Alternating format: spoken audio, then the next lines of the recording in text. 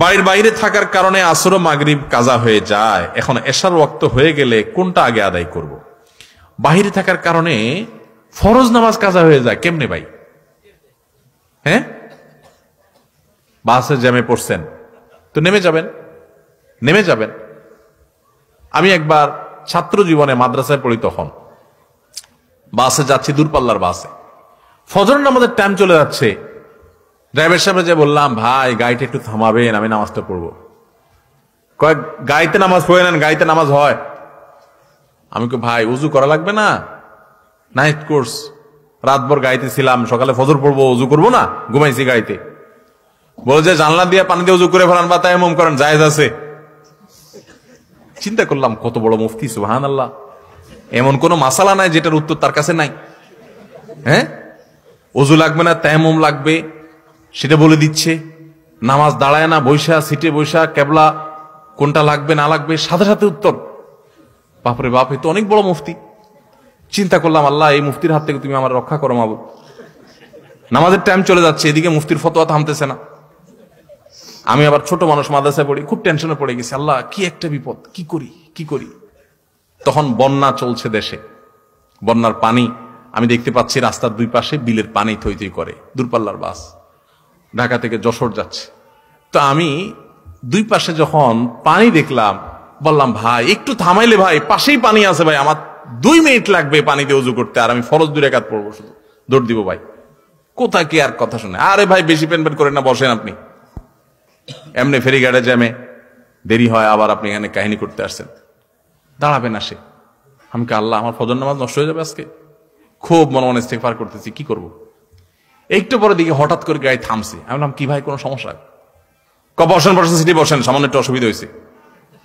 আমি মনে মনে চান্দু আর বসতেছি। আমি লাভ দিয়ে নাইমা বিলের থেকে উজু করে উঠা একদম গায়ের সামনে আল্লাহু আকবার করে কেবলার দিকে দাঁড়ায় গেছে, যে উঠে দিলাম, আমার গার উপর উঠে দাও। আলহামদুলিল্লাহ আমি নামাজ কালাম পড়ে সুন্দর করে সিটে যা বসছি, দেখি তার গাড়ি এখনো ঠিক হয় নাই। বললাম মুফতি সাহেব গাড়ি ঠিক হয়েছে? না হুজুর এই তো আর একটু বাকি। আমি তো আর 1 ঘন্টা বাকি হইলে দুঃখ নাই, আমার নামাজ হয়ে গেছে আলহামদুলিল্লাহ। বহু মানুষ আছে আমি দেখছি, নামাজি মানুষ গাড়িতে সফরে গেলে নামাজ পড়ে না, মানে সাহস করে বলে না। অনেক নামাজি মানুষ আছে। আপনার উঠার সময় হিসাব করা উচিত, ড্রাইভারের সাথে চুক্তি করা উচিত, ভাই আমি তোমার গাড়িতে উঠবো, যাবো, আমাকে কিন্তু নামাজের ছুটি দিতে হবে, নামাজের সুযোগ দিতে হবে।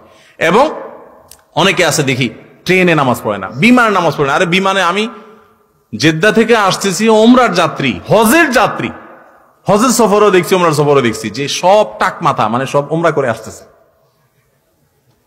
তো সব চুলচাচা মানুষ ওমরা করে আসতেছে, মাশাআল্লাহ। নামাজের ওয়াক্ত চলে যাচ্ছে, দেখি সব দিব্যি ঘুমাইতেছে। কিছু কিছু চাচা আছে দেখি যে পান খাইতেছে বিমানের ভিতরে, নামাজের টাইম চলে যাচ্ছে। বললাম চাচা নামাজ পড়ছেন? কয় না তো বাবা। তো নামাজ পড়েন নাই? টাইম চলে যাচ্ছে তো, পান খাইতেছেন। কয় বিমানের নামাজ পড়বো কেমনে? বিমানে পান নিয়ে আসছেন, বিমানে পান পাওয়া যায় না, বিমানের অন্যান্য খানা দিল, পানটা আপনাকে দিবে না, এটা বুঝেন, এটা মাথায় আছে, সেজন্য পান সাথে নিয়ে আসছেন। তো বিমানে যদি উজু করতে না পারেন, বুড়া মানুষ, তাই মাটি আনেন নাই কেন? নামাজের গুরুত্ব বুঝে না। ভাইরা আমার, নামাজ কি জানেন? ওমর ফারুক রাদিয়াল্লাহু তাআলা আনহু ফজরের নামাজে ছিলেন। ফিরোজ আল-লুল নামক অগ্নিপূজক যখন খঞ্জর দিয়ে তার পেটে আঘাত করেছেন, নাড়ি বুড়ি বের হয়ে গেছে, কিন্তু প্রাণ তখনও বের হয় নাই। উনি তো লুটায় পড়ে গেছেন। ওনাকে নিয়ে যাওয়া হলো। যখন নিয়ে যাওয়া হয়েছে, উনি নামাজের ইমামতি করতেছিলেন ওই অবস্থায়। যখন তাকে নিয়ে যাওয়া হলো, ওমর ফারুক রাদিয়াল্লাহু তাআলা আনহু মানে সেন্সলেস, তো হঠাৎ সেন্স আসলে উনি মাথাটা উঁচু করছেন। ওনার ছেলে মেয়েরা, পরিবারের লোকেরা সবাই দৌড়ে আসছে, মনে করছে শরীর থেকে এত রক্তক্ষরণ হয়েছে, প্রাণ বের হয়ে যাবে যে কোনো মুহূর্তে, হয়তো একটু পানি চায় শেষ মুহূর্তে।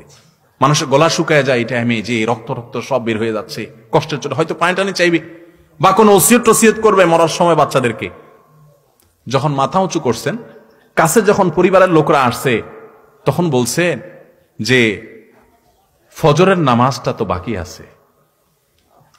যে মানুষগুলো জামাতে নামাজ পড়ছিল তাদের নামাজের কি হচ্ছে আর আমার নামাজের কি হচ্ছে, নামাজ নিয়ে চিন্তা এবং প্রশ্ন, রূহ বের হয়ে যাচ্ছে। তখন আমাদের প্রিয় নবী সাল্লাল্লাহু আলাইহি ওয়াসাল্লাম জীবনের শেষ ওসিয়ত, শেষ উপদেশ, আসসালাহ আসসালাহ ওয়া মা মালাকাত আইমানুকুম। ও দুনিয়ার মানুষ, নামাজ নামাজ খেয়াল রাখিও।